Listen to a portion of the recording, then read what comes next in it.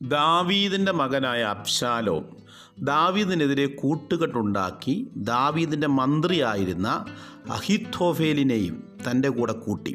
കൂട്ടുകെട്ടിന് ബലം കൂട്ടി. ഇങ്ങനെ ജനത്തെയും രാജ്യത്തെയും ദാവീദിനെതിരാക്കാൻ പദ്ധതിയിട്ടു. ഇതറിഞ്ഞ ദാവീദ് അരമനയും കൊട്ടാരവും വിട്ടു പുറപ്പെട്ടു പോകുന്നതാണ് ഈ അധ്യായം. എപ്പോഴും അഭിഷക്തന്മാർക്കെതിരെ കൂട്ടുകെട്ടുണ്ടാക്കുന്നത് ദുഷ്ടൻ്റെ പദ്ധതിയാണ്. എന്നാൽ ദാവീദ് അഭിഷക്തനായതുകൊണ്ട് ദുഷ്ടൻ്റെ പദ്ധതിയെയും ആലോചനയും തകർത്ത് കളയുവാൻ ദൈവം പദ്ധതി തയ്യാറാക്കി.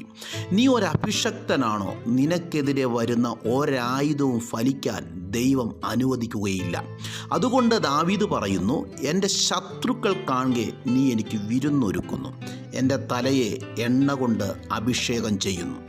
യുദ്ധം ചെയ്യാനാണ് ശത്രുവിൻ്റെ ആലോചനയെങ്കിൽ അവരുടെ മുമ്പിൽ വിരുന്നൊരുക്കാനാണ് ദൈവത്തിൻ്റെ ആലോചന.